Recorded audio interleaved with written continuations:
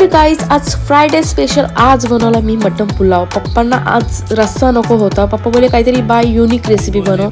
So बोलली ठीक आहे पप्पा आज मटन पुलाव बनवते. तर इथे काहीसे बेसिकचे खडे मसाले मी फ्राय केले आणि त्यामध्ये सोडला कांदा मिरची टाकून जो मटन मी मॅरिनेट करून ठेवला होता तो, आणि तो मस्त छान परतून घेतल्यानंतर एका बाउलमध्ये दही घेतली, त्यात काहीसे बेसिकचे मसाले ॲड केले, फ्राय कांदा ॲड केला, फ्राय कांद्याचंच तेल इथे ॲड केला मी, अद्रक लसूणची पेस्ट वगैरे टाकून ती ग्रेव्ही मी मटणामध्ये ॲड केली. आणि एक साईडला छान असं मी बासमती राईस सोक केला होता गाईज, थोडा वेळ भिजत ठेवला होता आणि तो पण त्यात ॲड केला.